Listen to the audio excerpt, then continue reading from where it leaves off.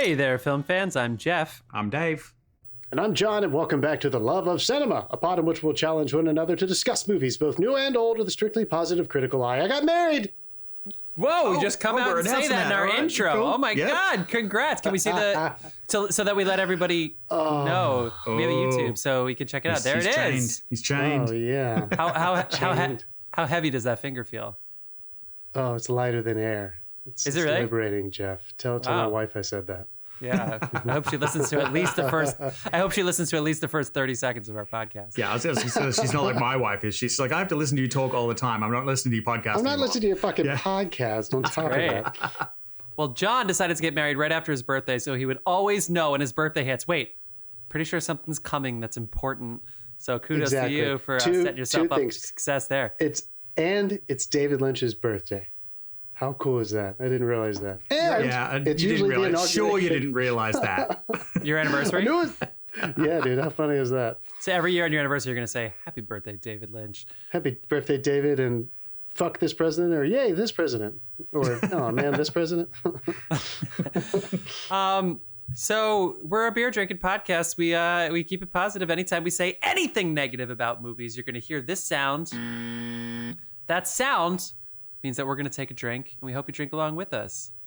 So, pour yourselves a glass. And normally I have a joke prepared here, but I just want to say for this particular movie, when we get around to mention it, check out the Netflix hold card, because if you get the same one I get, it really does make this look like a Russell Crowe, Guy Pearce period romance flick. It does. Cheers. Cheers. Yeah. Cheers to that.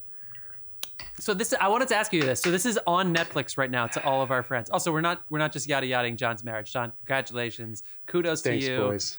Thank you. So great. You love this movie so much, LA Confidential, that you almost recorded the day after your wedding, which is God, yeah. wild. This was a funny discussion. It was like, I think I can make it. I think we can make it. I'm like, don't do it. We were like, don't do it, man. Don't make it.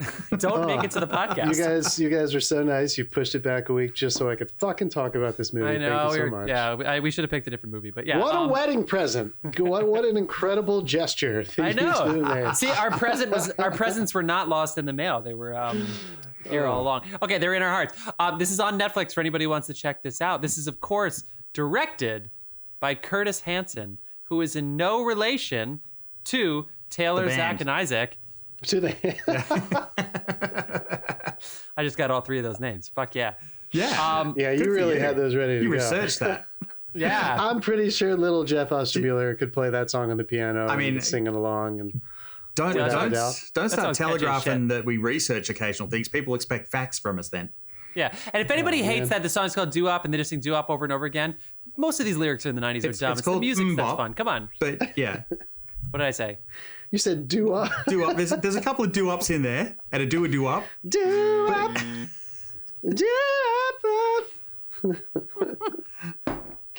I'm so ashamed. That song might have come out the same year. I mean, how could you get that wrong? It's still played in every shopping center in the world. What year? Oh my God, it was 1997. People, we're talking about major events and movies from 1997, and we lead with Mbop. Are you out of your goddamn mind? And who did that? I did that. I'm trying to steal John and Elizabeth's thunder. Congratulations again on your marriage. That's so awesome. Oh, thank you. So yeah, you can check this movie out right now. We keep it positive. We talk about movies. We got one mini review for you today. So we're gonna give a little spoiler-free review of a movie that is pretty new, pretty relevant. Got snubbed at the Oscars. Not one that anybody cares about that was snubbed at the Oscars, or at least not as many people are up in arms about it. But it was a very good movie from what I hear. Can't wait to hear John give that mini review. And then we're going to tell you what we've been watching at the end of the segment. But if you want to hear a little bit about 1997 in film, which was a fantastic year, don't let Titanic steal this whole fucking year. All right? This is a fantastic year in film. Yeah. Bob came out this goddamn year. Come on. A lot of good shit. Oh, come on. Stick around. We're going to be talking about it. We're going to be talking about it. Any news, any updates you two want to give? We got a YouTube. Check us out. We got some sponsors that John can shout out in a second. But anything else? No crazy news. I mean, I think we can acknowledge that we follow the awards circuit, and we certainly know the nominees that came out and some things that people are upset about and whatnot. But overall, I think I'm excited to see the awards. Me too. I think I think Interstellar. I keep calling it Interstellar. Interstellar is great. Great movie. I think Oppenheimer is going to take it, dude. And for whatever, you can say whatever you want. This was his year. I mean, my God, the guy deserves it. So good for them for getting 11, 13. Was it 13? He detonated a 13. nuclear bomb. It's like when they didn't give Leonardo one. He had to go and fight a bear to get an Oscar. It's like, just the man's going to blow the planet up if we don't stop him. Give him a fucking Oscar. Give him the Oscar and we can move on. Yeah, so this is actually funny. So the record for most nominations is 14, which I believe has happened 3 times.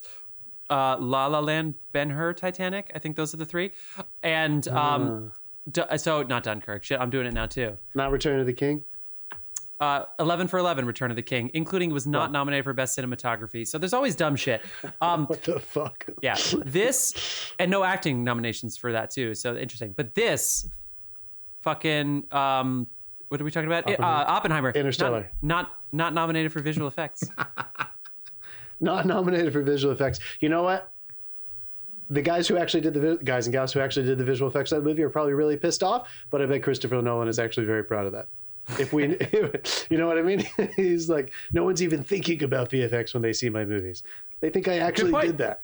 Honestly, yeah. I know he's probably, deep down inside, he's like bummed, but he's also kind of he took his VFX department head out to a very expensive dinner the night that guy they're sitting there. The Academy's like, what visual effects? And Christopher Nolan's like, yeah.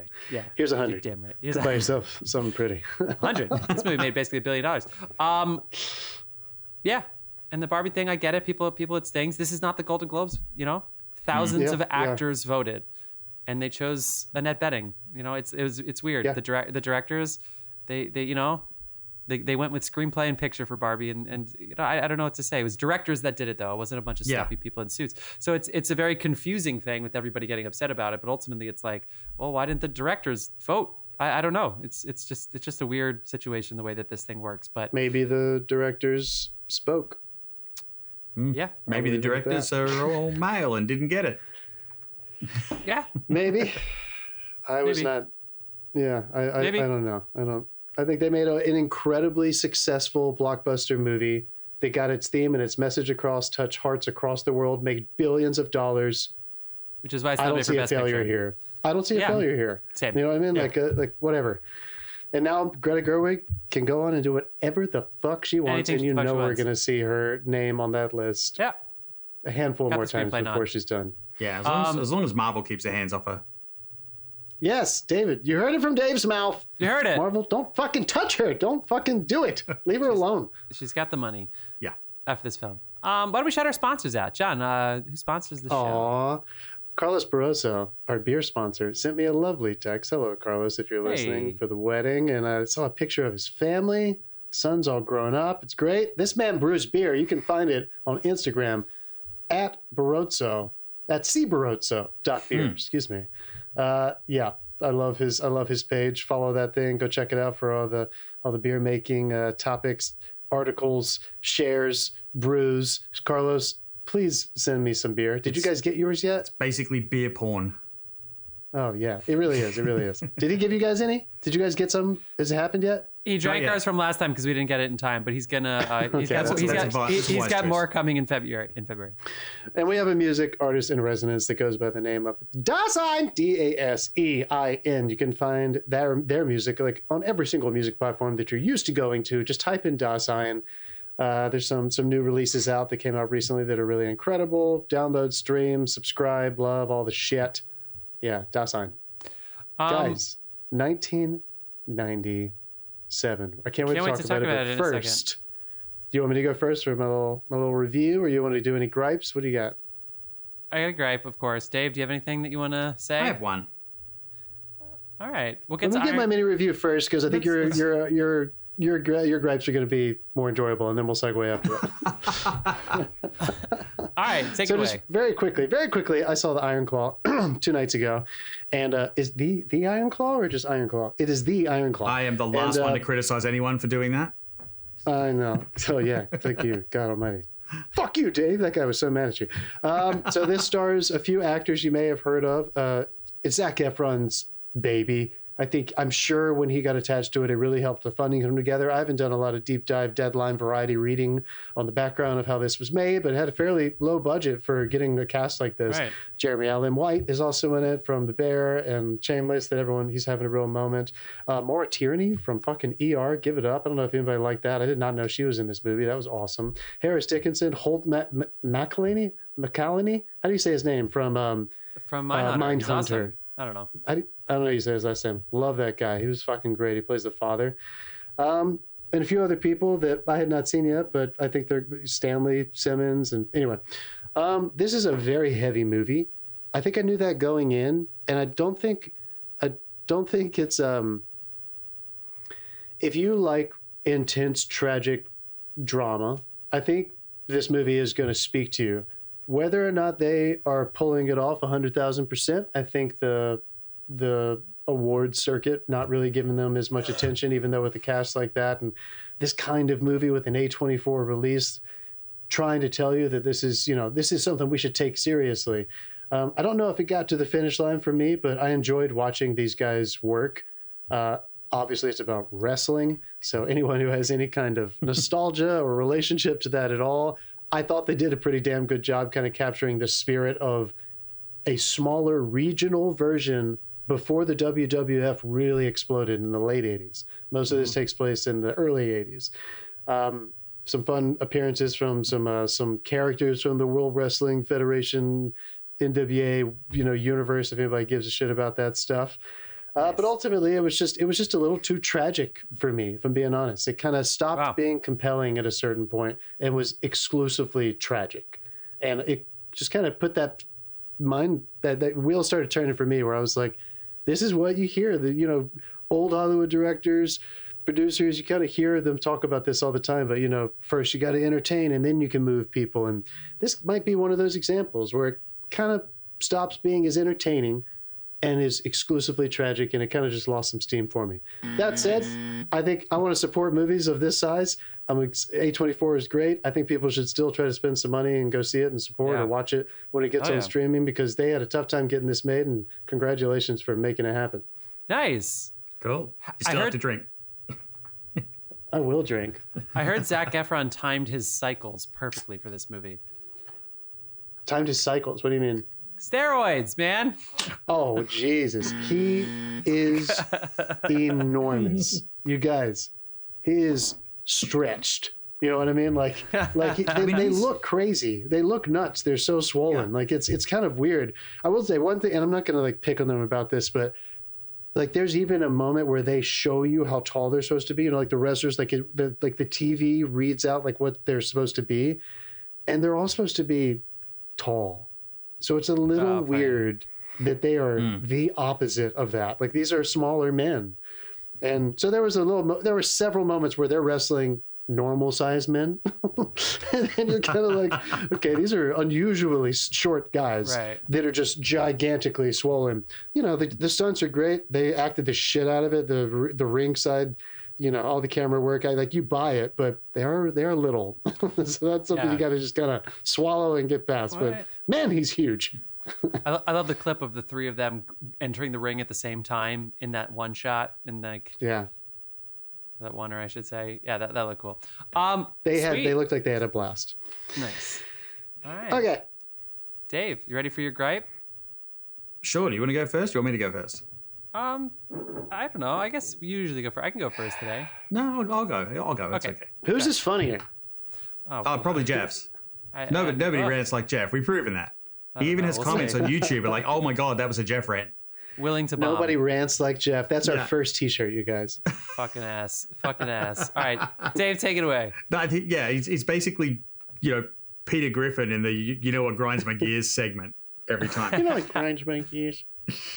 Roadhouse. All right. Which the remake trailer came out this week. Just dropped. You shared that for sure. Jake. Okay, go ahead. Yeah. All right. So I'm now watching a lot of streaming at the moment because I haven't gone to the cinema as much because I was working and stuck at home. And I've noticed a disturbing trend on all the streaming services. When you open it up now, especially I've noticed particularly on Hulu, your continue watching row is 4 or 5 rows down. Yeah, it's Yeah, far. what You've the got to get fuck? through reality TV and then Yeah. what we think you'll like and this and that and everything. It's literally like trying to hire your favorite hooker on a crowded street in the 80s.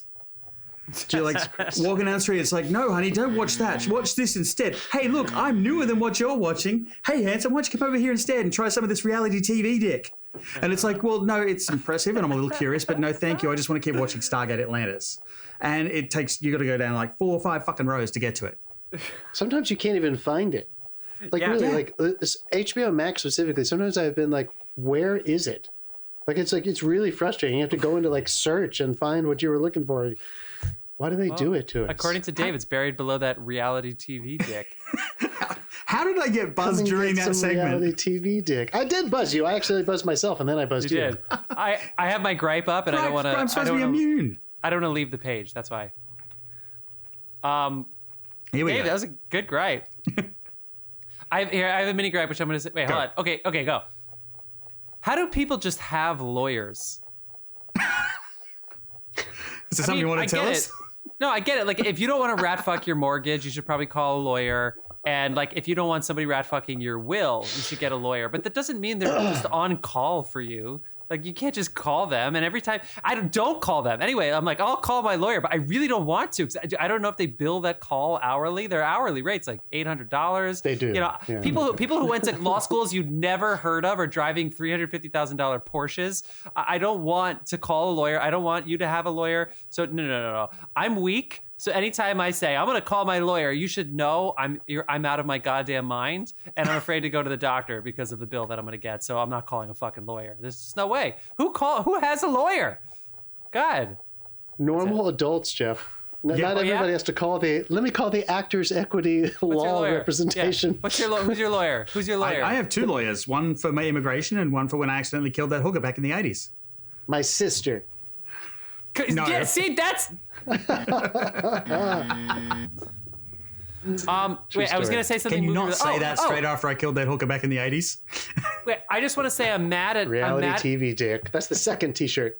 I want to say though I'm mad at Apple TV because Apple TV they've been doing this for a while now, but they've been doing the thing that Netflix started doing, which is addictive. So even though it's annoying, where like if you linger on a movie, it'll just start playing a trailer. Yeah. Sometimes it's clip. But Apple TV, my Apple TV is a platform to me. It's not, well, I guess it's like whatever. It's who gives a shit? A portal. I don't know. But like I'm on my Apple TV to find other apps, and I'm getting trailers for Apple TV shows. And the worst thing is it's always the same one. So for a while I was ready to strangle Mark Wahlberg. I will refuse to see whatever that Mark Wahlberg movie is because I was so he always talks like this in his movies, and it's always stuck in his voice, and I can't fucking stand it. And that goddamn trailer would start playing every fucking time that I turn the Apple TV on, to the point where I'm like, the whole movie is out for me because of this one scene. But now they're risking it with Killers of the Flower Moon because it's the scene where Leo, it's quiet and he just goes, you got really interesting colored skin or whatever. And it's like, oh my God, like it's not a line that I want to hear 40 times a day.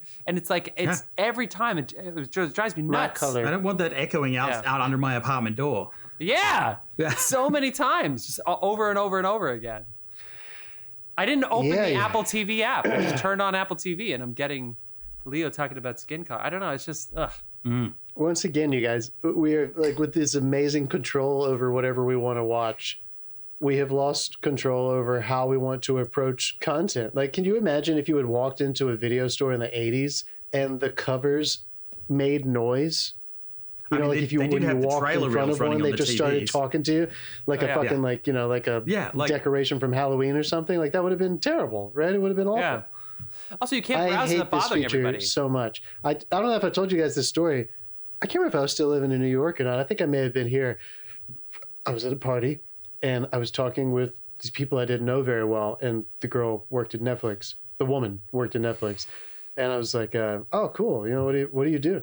And she said, "I actually spearheaded this campaign to get the trailers to run advertisements after you sit over something."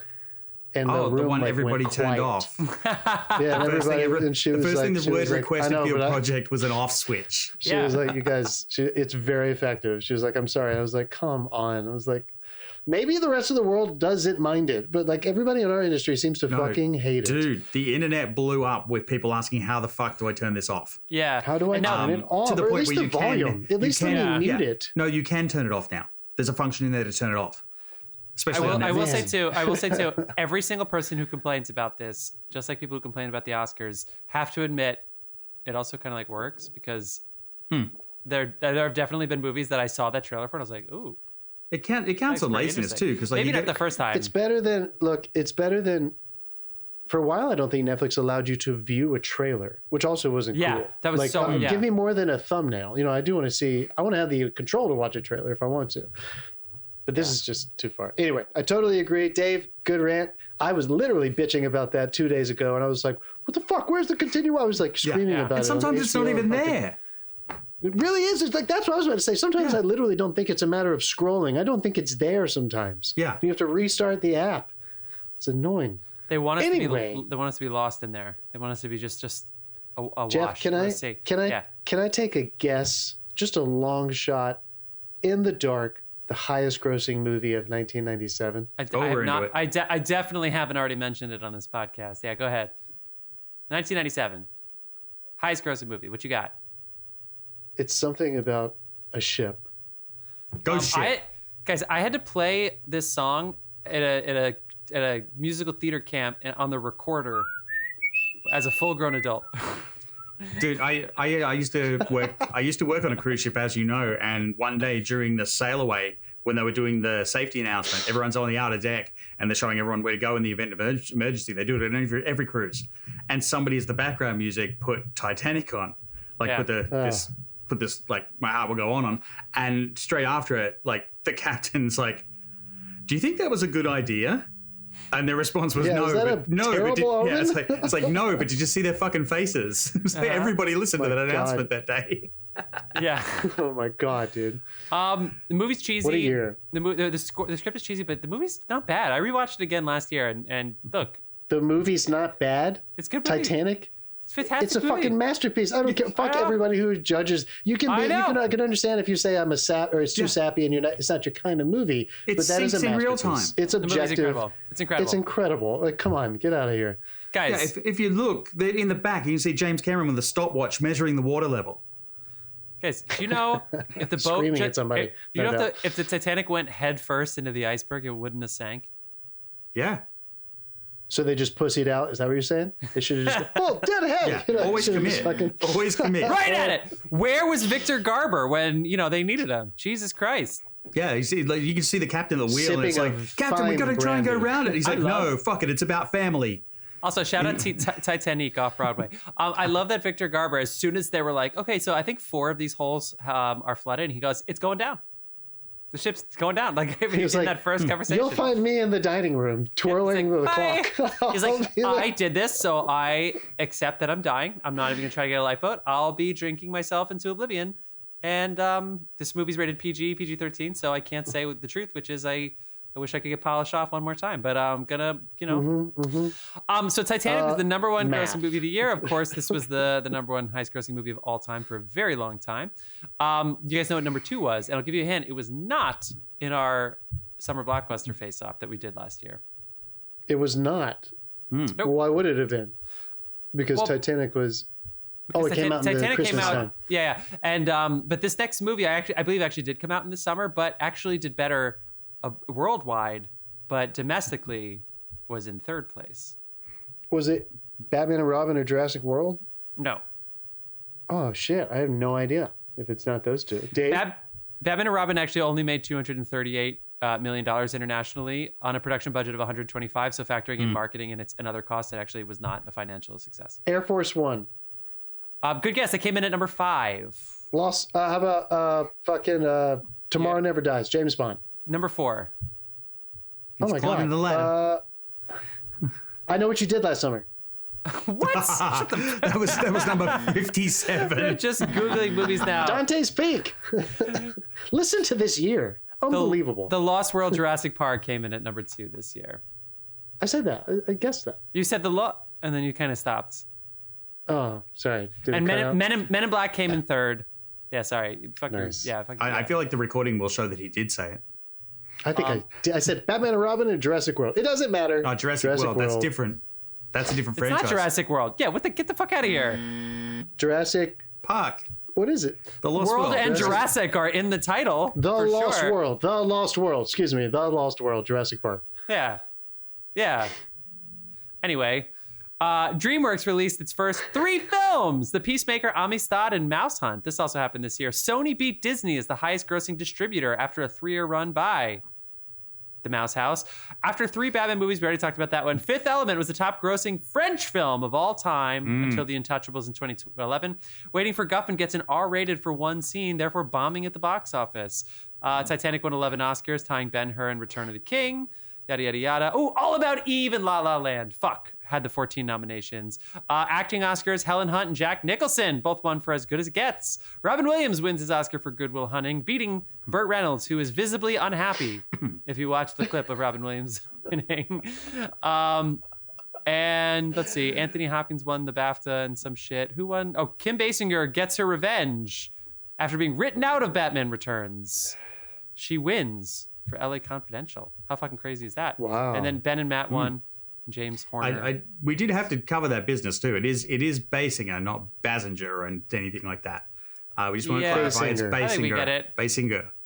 Prefontaine, the Leto O'Neill one came out this year. You mentioned a bunch. We can't go through all of them, but this is a really, really, really good This year. might be. There's an argument. Somebody has written a thesis for sure on how this is the best year of the second golden age of Hollywood in the 90s. This year is I think so too. Unbelievable. It is crazy. Guys, can I just? I did this during the box office thing, but just the comedies. Money Talks, Good Burger, The Pest, Vegas Vacation, Beverly Hills Ninja, Rosewood, Hercules for the kids, Booty Call, Private Parts, Soul Food, Jungle to Jungle, Chasing Amy, 8 Heads in a Duffel Bag, Gone Fishing, Romy and Michelle's, etc. Wedding. Dave, you know that title because you're Australian. Austin Powers International Man of Mystery came out this year. Out to Sea, fucking Air Bud, Bean, Brandy Cinderella, Starship Troopers, Flubber, and Mr. Magoo all came out in 1997. These are just the comedies. And if we're gonna, Starship Troopers is not supposed to be a comedy. Yeah. And romantic comedy, My Best Friend's Wedding, like a seminal. I mean, come on, dude, what a year! Those are just the comedy. That's one genre or a little bit of crossover genre. Yeah. Incredible. Yeah, throw these fucking names in a hat and enjoy yourself. Brad Pitt can't go to China ever since 7 Years in Tibet came out this year. Such a good movie. We also talked about Gattaca on the show, so you can get in there. And Jenny Day-Lewis, the boxer. Yeah, I was going to say, guys, what movies have we talked about from 1997 over the years on this show? Not that Gattaca, many. Speed 2, Cruise Control, Jackie Brown, Boogie Nights. Now we're doing LA Confidential, and I think we have done something else. Yeah, let's hope this year never comes up again because we're running out of good movies. Yeah, for sure. Right. For sure. Yeah, right. Men in Black. We did it this summer, It might be. Yeah, we did. And then around the world, a couple things. Clinton's second term. Steve Jobs returns to Apple's. Google.com was registered as a domain name in 1997. And didn't go anywhere. Wow. Didn't go anywhere. The first successfully cloned mammal in the UK was announced, actually born in 1996. Dolly the sheep. Dolly. I remember Dolly. Oh, I remember that. Madeline no one was going to eat it, though, were Secretary they? of State. Scotland votes to create its own parliament for the first time in 290 years after being with England. Harry Potter and the Philosopher's Stone was released in England, but the U.S. wouldn't get the book till the next year. Hong Kong returned to Chinese rule. Israelis and Harry pulled Potter out of and the Hebron Sorcerer's Stone was released in Australia. That's right. Princess Diana. Because they didn't think Australia would know what a philosopher was. And America. It's the only time his Philosopher's Stone is in Britain, I think. Yeah, I think so. Anyway. Princess Diana was killed in the car crash this year. And Mike Tyson bites Evander Holyfield's ear off. O.J. Simpson was found guilty in the civil court. So sorry, he was already acquitted in the criminal court, people, in 1995. Avian flu. And come on, Tiger Woods becomes the youngest Masters winner at 21. Tiger Woods is also a top 3 Halloween costume in 1997. What was it, Jeff? Black pants, a red shirt, Nike polo, and a red Nike cap. Maybe a hat. Yeah, exactly. 2 years after that, it required extra makeup. I love how baggy those pants are, too, in that 97 Masters. Those are still 90s baggy. God, he's so skinny. Get your pleats out of here. All right. So that's it. That's the pitch. Anything else you want to talk about from 1997 before we segue into our chosen movie, LA God, no, we're half an hour in already. No way, man. Let's fucking do it, dude. We're having a good time. John got married last week. Fucking crazy. I got fucking married last week. Yeah. Crazy. Okay, so as we said earlier in the show, this is on Netflix. LA Confidential. Curtis Hanson won an Oscar for writing the script, which is hilarious because how many people went to film school trying to write the next Chinatown, and he fucking did it and won an Oscar. I mean, come on. He also would go on to write and direct Too Big to Fail in 2011, which is an pretty good movie that people don't give credit to. The cast, people, come on. I wrote Russell Wilson. That's a football player who might not have a career anymore. That's not right. Russell Crowe. Kevin Spacey. We can still talk about him. He's basically in retirement and timeout, so we can talk about him because he's awesome in this movie. Guy Pearce. Character with daddy issues and glasses. That's right. Kim Basinger, as we said, won an Oscar. James Cromwell. Danny DeVito. Yeah. I guess he's Scottish. I mean, he's got Irish. He's got the inflection. I don't know if he has the accent, but he's got the cadence. Good for him. James Cromwell. Danny DeVito. David Straithairn. And Paul Guilfoyle in a career role. Shout out. Jerry Goldsmith score, people. All-timer right there. Regency Films. And the pitch. I'm going to give you the setup on IMDb. This was also Simon Baker's big screen debut, an Australian actor, who went on to be in The Mentalist. Yeah. Love that. All right, I'm going to give you the IMDb pitch, and then we'll send it on your way. We got, as corruption grows in 1950s Los Angeles, 3 policemen, one straight-laced, one brutal, and one sleazy, investigate a series of murders with their own brand of justice. LA Confidential. We've all seen this before. What do you think of this rewatch? Dave, what do you think, dude? I mean, this used to be one of the movies I would put on every other year and watch again and watch again and watch again. I'm a big fan of the noir stuff, especially the stuff that has like the voiceovers, and it's almost like the old detective styles. The difference is this one doesn't have the noir lighting. It's you could almost call it neo-noir, I guess, because it's done in full modern lighting. Yeah. And all the production design is like shifted to the background, which is actually a request from the director. But this has everything. It's got like Danny DeVito doing noir voiceovers, domestic violence, Australians who have nothing to do with domestic violence, police brutality, corruption, all the things that made the 50s what they were. And it just pulls it all together in a really nice bundle. It's a little confronting, but the pace of this, and I want to say it's 2 hours and 20 minutes, but you are not bored because it's just twist after twist after this person double crossing this one. And we were talking about a couple of weeks ago how like I love those ones where they like basically you don't know who's doing the double cross unless you've got a fucking slide rule and you're doing math. And this is definitely one of them. It's so much fun to watch. All the characters like on their really like top game in this one. That's it. Yeah, I'm trying to put other words in. I can't think of it right now, so I'm going to throw it to you. Dude, nothing says film noir voice like Danny DeVito. Right? Well, I think that's something I wanted to point out just from the jump. I think one thing that is so unique about LA Confidential versus it is a neo-noir. It's everything you said. But in a lot of other traditional noir style, voiceover driven detective, kind of things, they're kind of lamenting the story they're telling you. This, from the jump, is hush, hush. There's a charm to it. There's like a happiness to it. There's a sleaze. There's kind of a giddy sleaze. Definitely sleazy at the beginning, yes. Right? Yeah. So like this, and it gives it this different spin. So it has this kind of levity to the way that it, just the way the storytelling really sets up, especially that first like 30 or 40 minutes before it really gets darker and you start seeing people die and you start seeing the consequences of this. Isn't this fun? Los Angeles kind of feel. Yeah. You look back at the old Philip Marlowe stories, these Maltese Falcon or Billy Wilder, Double Indemnity, and these things they have the same ingredients, but there is a tonal difference. And for one, it's what I said. I think it's in the way that the voiceover is delivered. The storyteller, if you will, is not a lamenting detective that's sadly telling you it was 8 o'clock and she came into my office and this is the beginning of the end for both of us. It's not that kind of thing. And like you said, it's lit differently.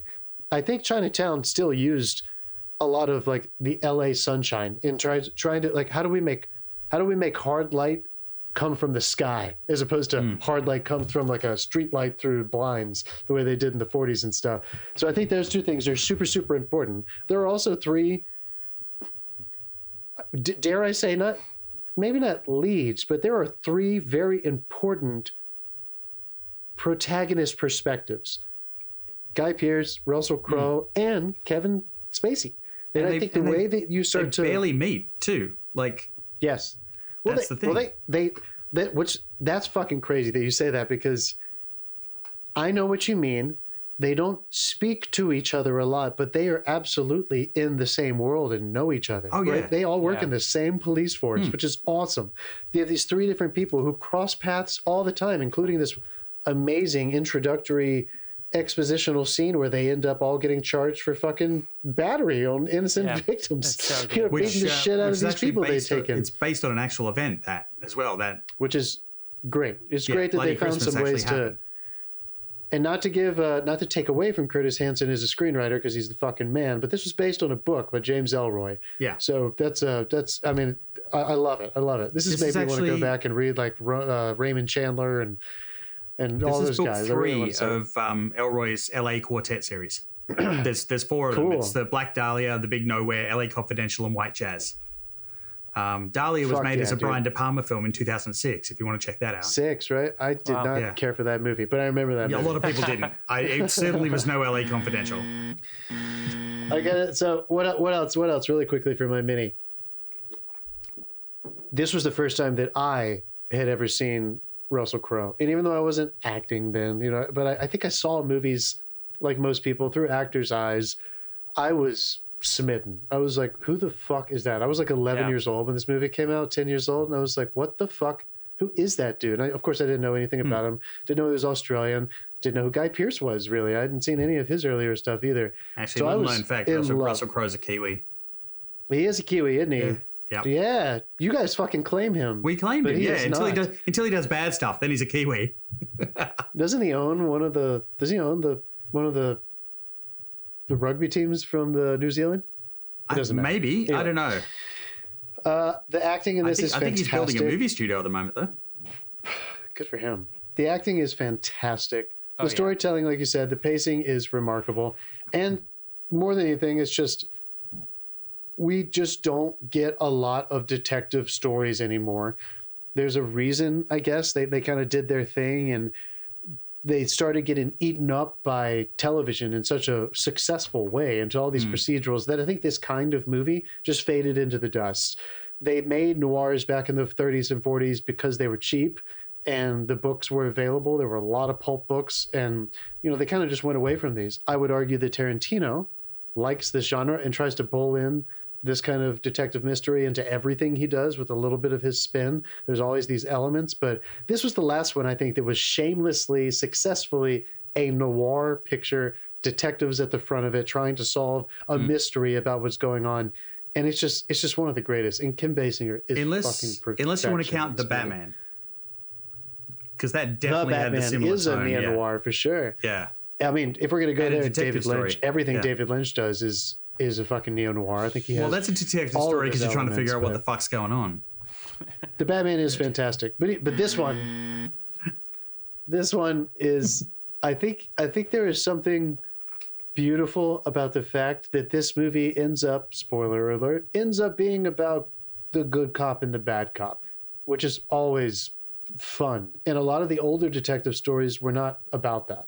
True. So this one actually kind of turned the genre a little bit on its head, because it wasn't like in Chinatown. It wasn't the city or a rich billionaire who was to blame. It was the call was coming from inside the house. Yeah. And that reveal is so exciting. Yeah. Kevin Spacey's death, when he puts that shit together, that scene is while he's dying. Perfect. I watched it twice. I was like, I want to see it again. Watching Kevin Spacey's face while he's dying, putting it together. Whew, unbelievable. Yeah. Jeff, how much do you think Anheuser-Busch paid to name this main character Bud White? Every time they're like, Bud White. We do buzz it. Okay.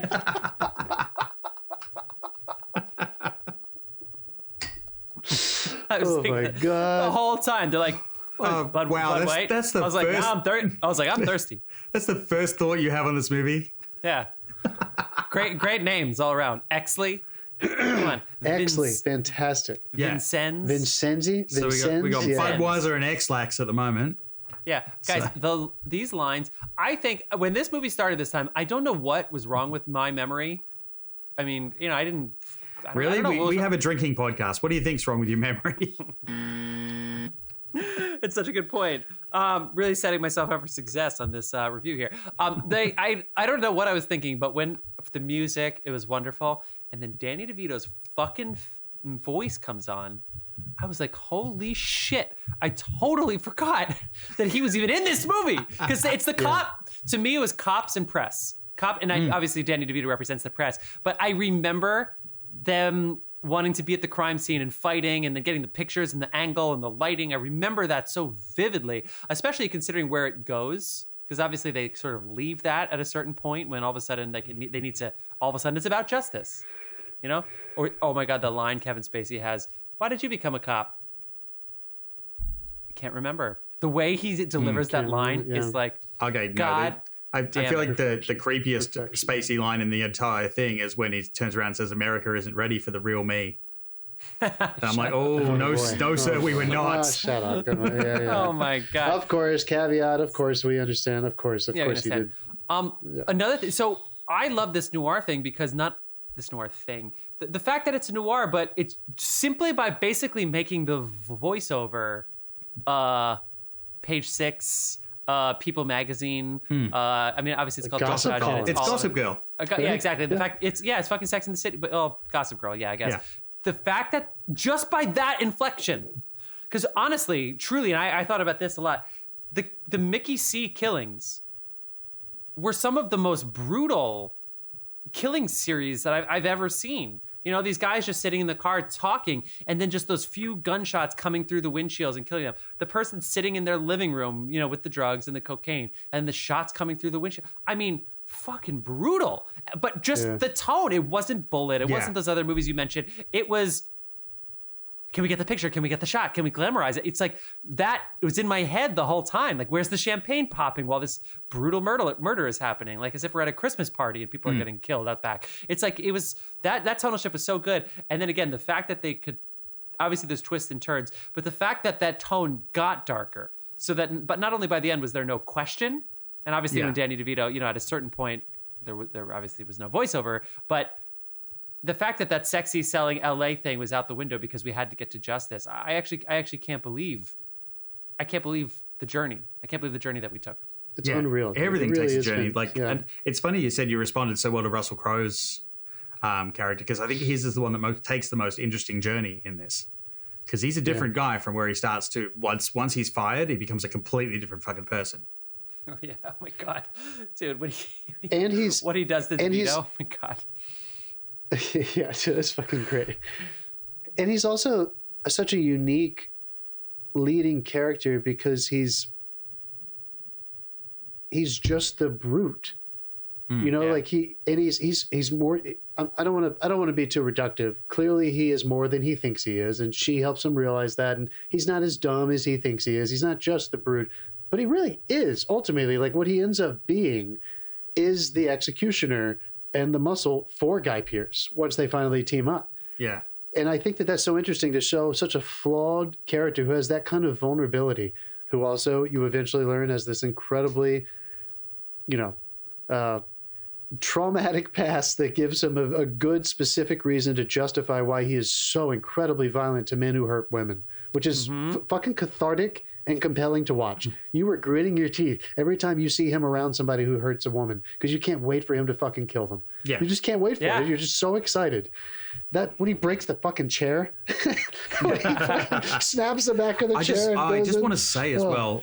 Where is she? It's like they say a movie's only as good as certain things, and I feel like this movie's only as good as the bit parts and the minor roles, because there are like 80 speaking roles in this. Yeah. And when after he breaks that chair and he runs in and shoves the gun in that guy's mouth, that dude was amazing. Like that performance. He saw his death. Yeah. Like you could see a man reconciling himself with his own death right there and then. And it was just like every B actor in this, like the minor parts, were just phenomenal. And I felt like it just elevated the entire product. And that's one of the things that is why it's such a good thing to go back and watch. It's kind of timeless. Dave, you're so right. Yeah. I want to celebrate too in that note. Jeff, you might be about to say the same thing. Sometimes with stylized dialogue, contemporary actors just sound silly saying it because we're so used to realism nowadays that it just sounds cheesy or sappy or overly romantic or whatever. Everybody did such a good job with this, and nobody did some weird gangster accent, or nobody did an accent or anything like that. It was just grounded, and they justified the words coming out of their mouth that were sometimes stylized, and it fucking worked. It's almost like they all knew it was charm. It was like, isn't it funny that we talk like this? Like they all were on the same level, which is, I guess I just want to tip my hat to Curtis Hanson, because yes, of course, and Dave, I want to look up the cinematographer's name. I don't think I looked it up. There were obviously noir techniques, but it was not an overly visually directed movie for me. I feel like the biggest achievement from direction was the tone. Yeah. The fact that everyone was kind of in this world together and in this time. He actually did give a note to the cinematographer that it is noir, but light it like a modern film. That note was actually given to the cinematographer. Great. Yeah. It's great, dude. It's great.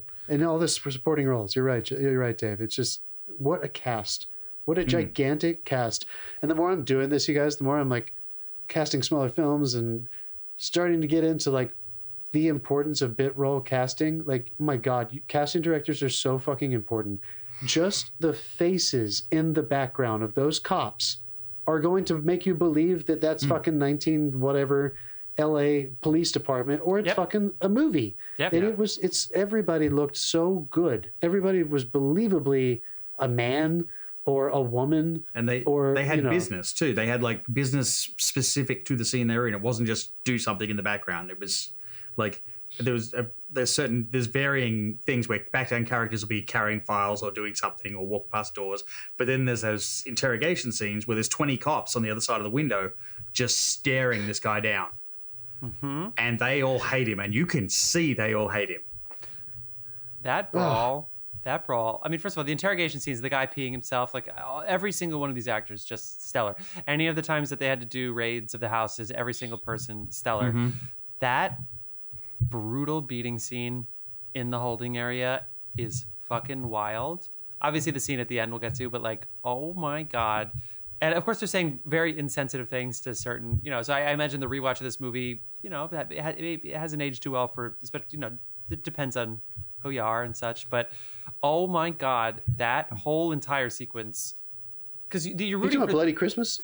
Yeah, because these are your leads. All of them are involved in this. Every single one, even in a weird way, actually. Guy Pearce, who you're not really rooting for at that point in the movie, even though he's there, but like they're all involved in this thing, and it's like, oh fuck. So they all got dirt on their hand. They all do the fucking Gene Wilder in Wonka thing where it's like, I need them to not believe me. I need them to know that I'm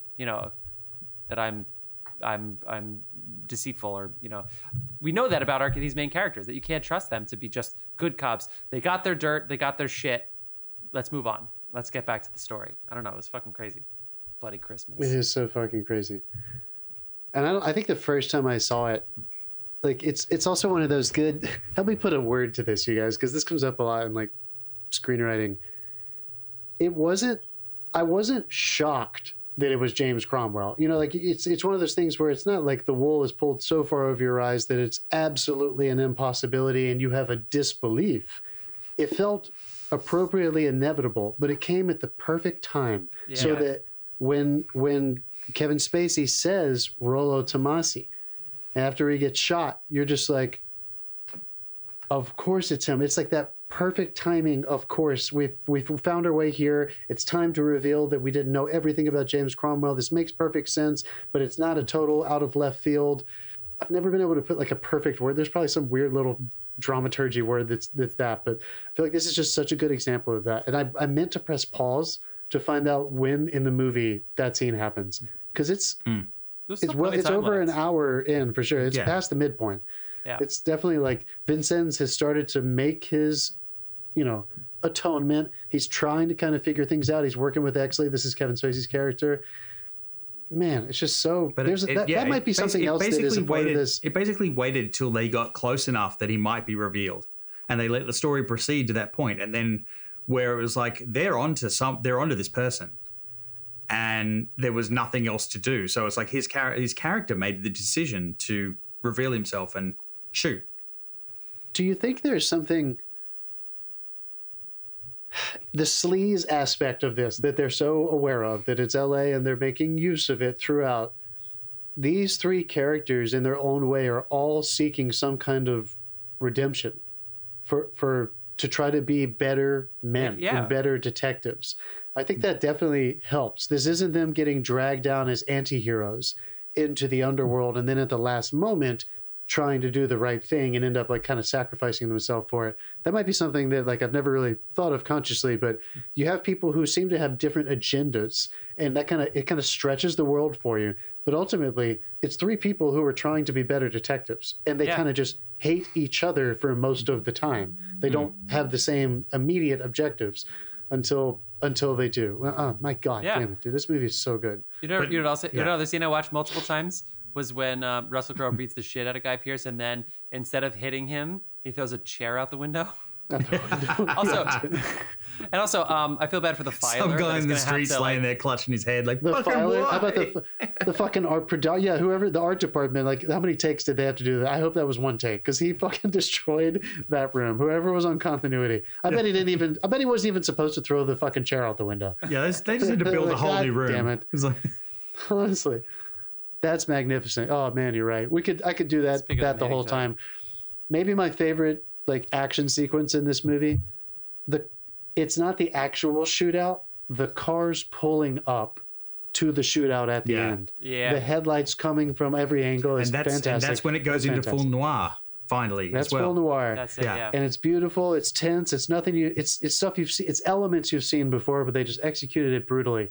But when Exley accidentally gets in his first shootout, that sequence is amazing. When he gets that guy to come help him with the shotguns, and they go to the drug dealer's house, and they accidentally start firing because the guy like drops his fork or something. Like, magnificent. All the way to the end of when he runs down and he sticks the barrel into the elevator, and you stay on him. You don't see the guy get shot. That's great. It holds on him, boom, and then it just cuts to his reaction after the door opens, and they hold on it for like 15 seconds. It was long. Just watching him deal with it. What have I just done?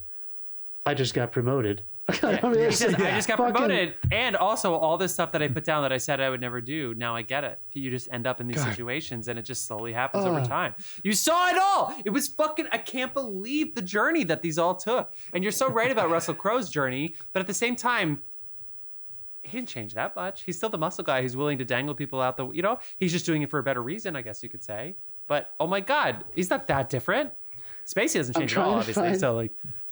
It's amazing. I guess Russell takes himself seriously enough to try to be a real detective, and not that's just the change. muscle. That's the change. But exactly. Yeah. So it's not like he just becomes, Well, I mean, Mr. Smith goes to Washington at the end. They basically give like Russell Crowe the save the cat moment at the beginning of the film. Like he's just sitting outside that guy's house. The guy beats the woman. He goes in, pulls the guy out, beats the fuck out of him. And like that's meant to endear to him and that sort of thing. So when he has that fall, it's harder. And then he has the fall down into where he's just the enforcer, and it slowly follows it. Basically, his journey goes across, down, and then slowly back up. And people just fuck with him all the way up. So you kind of like, is he going to make it? Is he going to get back to where, like, is he going to get to anything salvageable out of this? Yeah. I'm trying to find that last line where Lynn Bracken says to Exley, Kate Middleton says to Guy Pearce when he walks out and he realizes that Russell's alive, still in the car at the end, and she says something like, "Congratulations, some guys get the world and some guys get the whore what does she say? Some guys get the whore from wherever she's from in Arizona or wherever." Do you remember that last line she says? Yeah. No, I think my favorite moment in this, because like when everything's escalating, and Guy Pearce and Kevin Spacey go into that like to talk to the the guy that's with Guy Pearce thinks it's a hooker. And he drops that line about, a hooker dressed up like Lana Turner is still Lana Turner. And just Kevin Spacey's smirk in the background. It's like, she is Lana Turner. What? She is Lana Turner. And then it just the delivery on that was just absolutely, like, it was absolutely perfect because it was a comedy moment we needed right there and then. Like, we needed something to break the tension. And it was just amazingly placed. Because it's a little, Dave, you're totally right. Because that's a little bit like, we're working together now. And you get this, like, sincerity of them like trying to start working together, but he's still the rookie. Just go right in. It's so good. I also wanted to point out that scene. You go first. I was just gonna say, I'll say it this way. I wish Kevin Spacey didn't do those things because God, he's good, and I wish there was more of him. I get why we can't have any more of him, but God damn it, he's good. I know. So I guess what we should say is, fuck you, Casey, for doing that bullshit, dude. You're one of the greatest of all time, man. And you're a monster, did bad things. I know, we want more of these performances because he does this shit in fucking Horrible Bosses. Like, it's just like he's just anyway. There'll be others who didn't. That moment, Dave, made me remember one thing that how we felt about when you watch a really good New York movie. This movie, now that I know this town pretty well, used a lot of this town, like on purpose, very much locations that you would recognize. That restaurant's one of my favorite restaurants. We go there quite a bit. It's called Formosa Cafe, and they were the Lana Turner scene, and it's like all red and shit. It's like this old like caboose. And there's so many places like that in the movie where they want you to know where they are. They're doing it on purpose. It's an LA movie, and I also thought that that's just kind of charming that they found a way to kind of make the meta use of this town, and like most of the locations are cheated for another location. How LA is that? Like it's they really knew what they were doing, man. I just can't believe how good this movie is. I found the line, by the way. Ready? So Exley walks down the stairs, sees Russell, looks at her, and she says, "Some men get the world, others get ex-hookers and a trip to Arizona." My God, that's good. What fantastic. Do you guys any other favorite lines? I have two. One is Russell Crowe. I'll have you violated on a kitty raper beef. You know what they do to kitty rapers in Quentin. But my other favorite one is just, it's the weirdest line. There's so many. Honestly, it's all DeVito's lines. I can tell he's on the night train to the big adios. Yeah. Big adios. Yeah. He had so many ridiculous stylized lines, but I mean, they just fell out of his mouth, right? Because he's the writer. Yeah. Yeah. If you want to see, go back even further in Russell Crowe's career, I recommend Romper Stomper. See, I watched that later, and that one is he's unreal. Hard to watch, right? That's a tough movie to watch, but my God, he's fantastic. Fair warning, it's about neo-Nazis. Yeah, he's really good. Oh yeah, yeah. Jeff, I think you watched that one with me in college, maybe. Anyway, he's about as good as it gets. What was the last like remarkable performance I've seen by him? When he played in 2016 or 17? No, 2016 or 17, Showtime made a miniseries on Roger Ailes. And he plays Roger Ailes and disappears into that fucking monster. And it's unbelievable. It's incredible. It's hard to watch because he's so good and it's so terrible. But Jesus Christ, it's good. It's like Succession before Succession. Like it's remarkable. It's one of the things I think I was really pissed off about, because you go from like LA Confidential and all that sort of stuff to like Thor: Love and Thunder, where he's doing a terrible accent. Yeah. And it's just like, I don't know what he was doing in that movie. And where's Guy Pearce? Why does he work so little? No, this is funny. If you look up Guy Pearce right now, he's just in a bunch of things that you never heard of. And he wasn't, I think the biggest thing we had heard of recently was he was in Mayor of Easttown. He was Mayor's like local like person that she was dating. But he's in all of these series and like movies that. He was in Iron Man 3. Well, that was a very long time ago, but he's he's in stuff. Because I did the same thing. I looked this up. I rewatched Memento recently as well. Oh, which he did after this. I always thought like Memento made him or something. I didn't realize how do you get cast in this role unless you've already done a Memento? I don't know how you get this first. took a chance on him, man. I also was looking at Russell Crowe's I've got a IMDb. mate over here visiting me. Can he come in too? I guess so. Honestly, and doesn't he live in Australia now? Guy Pearce lives in Australia now. I think he's lived there for years. I think that's why he did Sunrise this year, which got 3.8 on IMDb. But he must have had a good time doing it. I have never seen Sam Raimi's The Quick and the Dead, which Russell Crowe was in before this, between Romper Stomper and this. Gene Hackman, Russell Crowe, and Sharon Stone, I think. That sounds right. Western. Yeah. So anyway, I mean, I think this is a movie that somehow, it's not that it gets overlooked. Like if you're in our age groups and our generations, like people remember this movie and know this movie. But I feel like when I talk to people younger than me, they have no idea about this movie. It somehow just like didn't really escape its time period, even though it did well. What did it win that year? Jeff, did it win anything? It won 2 Oscars. I mean, it won this movie, writing and Kim Basinger. Writing and Basinger. And it won a couple. Yeah, it was nominated for a bunch. See, I didn't even hear about this until I saw it on a shelf at a video store. Really? Okay. Yeah. Yep. There you go. Right. It may have been one of those that exploded in video stores the way so many great '90s movies did. Yeah. But thank God for it. Thank you. Maybe that's why they choosing this one. You guys. Maybe that's why they put Kim Basinger on the cover of this thing. She looks so good on it. But back to what a cover. Yeah. But back to what Dave said earlier on. I watched this, and when I was looking on John's Netflix, I saw the Kim Basinger picture, like only her. It was only her, and she looked amazing. I was like, cool. And then I was at Angela's, and I wanted to rewatch some scenes, and she got the Russell Crowe and Guy Pearce looking like they're about to do it. And so I was kind of like, do different people get different thumbnails? Yes, they do. Yeah, Dave, was it Teresa's account? Why did you No, that was mine. I don't know what I said. I don't know what I said around my TV. He recently had watched Call Me by Your Name and Milk and Priscilla Queen of the Desert right before. And guys, this was fun. What a fucking movie! I might rewatch it again.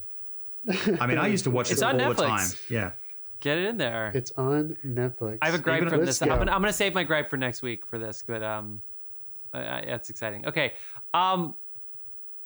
Oh yeah, and sorry, this is my last comment because I say this every time, and I just want to point it out one more time. Dave, how many visual effects do you think were in this movie with computers and digital? Not many. There would have been there was probably some element replacement, but nothing. Element replacement, maybe some flares, like some from guns and things like that, but because probably guns not are much. hit and miss on film. This is a pretty practical fucking movie, and I feel like it really packs a punch, and you feel the action, and you feel the. Anyway. I will say, like, as well, because it does, because there's so many double crosses and so many threads to follow, leave your phone in another room. Yeah. And in fact, any movie you're watching from now on, just leave your phone in another fucking room. You'll find you'll enjoy it 10 times better. And neurologists have proven it. The names, did you say urologists? Neurologists. Okay.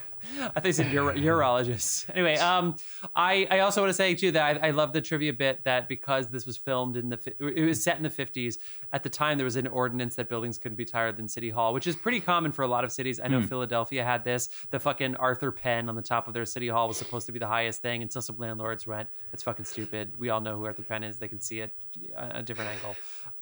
Having said that, I know a lot of people who had their fucking city views get stolen and they still had to pay the same rent in New York, so it's fucked. But anyway, so what they did is they just shot angles to make sure that there were no tall buildings in this, and that was one way of keeping it in that time period. Pretty interesting. So effective. Dude, right. I found out that there's a rule about airspace in New York. Like you own the airspace, but you can have a certain amount of airspace up to, I think, level with Empire State. But now someone's found a fucking loophole and they're buying that space of someone else and stacking it onto their own. All the time. Yeah, it's elevator, helicopter rights. There's a building being built in Midtown right now. And I won't say what, but basically I think they bought the airspace above St. Paul's Church because St. Paul's Church is not going to modify itself. I think I've heard that. Heard that. And that's how they were able to go taller than Empire State. What if there was like a bridge connecting two buildings above St. Paul's? The airplane rights, the helicopter, I forget what it's called. It's like a dick move, building a bridge over St. Paul's. I love it. All right, so if I remember correctly, we spin the wheel now to find out what our year is. Then we tell you what we've been watching. Then we take a break and finish out the episode with our selection. Is that right? Yeah. So let's go ahead. Spin the random year generator so we can let the folks know what year we're going to be talking about next week It's gonna be recent. 2013. 2013. Wow. That's the year I decided to quit my job and moved to America. Wow. The year of Dave. I didn't get there till the beginning of 2014, but I did it. I decided. All right, well, that's like the Oscar season. The Oscars were the 2014 Oscars were for the 2013 year. So this is your moment. So I've literally been here 10 years now, almost in 2 weeks. I love it. All right, well, we're going to be telling you which movie we pick from the year 2013 at the end of this episode. But first, we're going to go around the horn with a quick round of what you've been watching, give you our recommendations for the week. Dave. My wife introduced it to me. It's I think it's based on a YA novel, but it's Harlan Coben's Shelter on Prime. It's a very good mystery story, but I think it's for a YA audience, but I found it quite enjoyable in the way they revealed the mystery and how it went along, and the characters are really cool in it too. It's well written. Cool. I quite enjoyed the journey. And the other one, it's a big week for my wife this week because I walked in and she's watching Still, the Michael Jackson, the Michael J. Fox documentary. Not Michael Jackson, yeah. Yeah, not Michael Jackson. That's coming though, apparently, the biopic. Still, the Michael J. Fox documentary. And I was enthralled. I sat down and really just good? glued. Yeah. It's powerful. I've been warned. It's not going There's to a leave you billboard feeling right happy. down the street from me, and for like a year and a half now, I've driven past that thing, and I keep being like, I gotta watch that. But But thank you for telling me. Yeah, it's not going to make you feel happy, but fuck, he's spectacular. Sure. Yeah. Oh, he was the man, dude. Yeah, God, he was so fucking charming. The Michael Jackson one better Still talk about the is, you're kids. They keep trying to not talk about the kids. You got to talk about What kids? Michael What are you Jackson. talking about? I don't know Michael what you're Jackson, talking not about. Michael J. Fox. Oh, sure. Yeah. Dave, was that it? That was it. I watched. I'll start with. I think that's watched actually, by the way, Chris the Smith first is documentary I've ever thrown to on this show. pretty great. Let's stick with the docs because I watched a couple docs yesterday. I watched Katharine Hepburn's documentary "Call Me Kate," and I'm sorry I don't have the name of the director there, but that was charming. I love her. I love that time period of movies when she was coming up and everything. Cool lady. And I watched the Robert Downey Sr. Documentary called Senior that was kind of made by Chris Smith and Robert Downey Jr. That was fun and charming. If you don't have to know anything about Robert Downey Sr.'s movies to kind of enjoy watching this movie. I think it helps if you have some familiarity, but you're going to love it if you've been alive and know who Robert Downey Jr. is. Just he's going to take you into this perspective on his father, and the ending is really touching and really powerful. It's not that I didn't see it coming, but they really turned the knife. It's beautiful. I also watched, as I think I told you guys the last episode or 2 episodes ago, which was like 3 or 4 weeks ago at this point now, that I just immediately started The Crown over. Yes. Yeah. So I am now into season 3, and seasons 1 and 2 are so good. Yep. Like, I'm already a little sad that I'm not back at that period. A few standout episodes. The Anointing episode is a masterpiece. The Anointing. That one where she Coronation? gets anointed. Yeah, the coronation that ends with, it's all kind of from the perspective of her uncle. Yeah. Who gave up the crown. Who was That played by ending Guy with him- Pearce in the movie. Yeah, he was. Yeah, the ending of that episode with him because playing we're his, mortal. because we're mortal. The ending with him playing the bagpipes Yeah. is unbelievable. Like goosebumps everywhere. And there are just there's so many moments and episodes in those first 2 seasons where maybe it's the nostalgia, maybe it's the time period. I don't know what it is, but like that, absolutely fantastic. So anyway, that's where I'm at. And I've been watching Great British Bake Off. Hey. Sure, yeah. Is it the Great British Bake Off or the Great British Baking Show? Bake Off. Bake Off. Bake Off, right? Yeah. Yeah. So I just so good. Food for the soul. Love it. It's been 2 weeks here. We rewatched Pirates the other day, which was really fun. That movie's fucking first awesome. That first one is so goddamn fun. It is so well Director done. of Mouse Hunt, the movie you mentioned earlier. Did we mention Mouse Hunt before? I even like the You second said one. it's the first year of RKG, of DreamWorks. Oh my God, you're right. I saw Mouse Hunt in theaters. That's how I knew Nathan Lane. I knew him from Mouse Hunt. I saw it in theaters. I remember seeing Nathan Lane. Remember? Okay. Anyway, I think the two big things that we watched are actually a documentary film and a docuseries. One was called Take Care of Maya, which is a docuseries. And then the other one we watched was American Horror Story. No, that's not. No, not the series. No, American Night. It keeps American getting Nightmare. American Nightmare. Yeah, Yes. American Nightmare. Yeah. Both of these are about basically people in power that we're supposed to trust doing the exact opposite and blaming you and accusing you and shit. So it's really bad. Take Care of Maya, guys. It is so great. It's about the story of this girl that had a very rare disease called CRPS, and it's a very obscure disease, and the treatment is ketamine. Ketamine is obviously a very tricky drug that Matthew Perry and other people are on. Yeah. And so she went to Mexico to get ketamine treatments, et cetera, et cetera, et cetera. Her family was doing this. And then during a hurricane, she had a flare up. And so they took her to the emergency room because of the ketamine treatments. But when they didn't like the parents, they thought the parents were trying to force ketamine on this girl. They decided to call child services. Somebody came in, didn't introduce themselves, and then within 10 minutes separated the child from the parents, and the mom never saw the daughter again. And the mom ended up killing herself. They thought it was medical malpractice, or they thought it was not medical malpractice. They thought it was child abuse by medicine. Munchausen's, I think they say. But anyway, so it's this whole story, and then other people, other cases, other situations were involved. This particular community in Florida, the social services is private. It's not a public company. It's a private company. And what the fuck? And they have 2.5 times the national average for separations. So basically, their one child services person just separates people within 10 minutes, 2.5 times more than anybody else. And so obviously, it is fucking insane. Yeah, somebody's drunk to their own power there. It is. I mean, and she's not the only one like that. There's this other person that's like, I can be your mother and stuff to this girl. I mean, it's fucking insane. It is so well done. Great footage and stuff too. It's great. And then the American Nightmare is basically the same thing, where there's the most obscure in-home kidnapping situation that happens, and people just assume that it was them. Maybe they orchestrated it or something. And oh yeah, I've seen the synopsis for that. So it's police and the FBI. One FBI agent ended up dating one of the people involved. It's like, it is a fucking insane story, and there's great characters, and we couldn't stop watching them. So those are the two recommendations. I know there's great film to watch out there too, but god damn it, those two things are addictive. Hey man, a great docuseries. 3 episodes, like that, 3 45-minute episodes for that one, and then the other. It was emotional. We were emotional. It was great. Okay. Wow.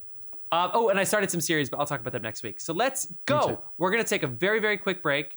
And then when we come back, I talked about Masters of the Air. Guys, it's so good. I'm just going to leave it at that. Apple TV Plus. It's so good. I watched the first episode too. Yeah, I watched the first two more episodes. We'll talk more in the future weeks, people, but please watch it. Spielberg, Hanks, but Cary Fukunaga's directing it. It's got a different pace than the Band of Brothers. It is so great. Let's talk about it next week. Let's take a quick break so we can choose our movie and then wrap up this episode. Let's do it.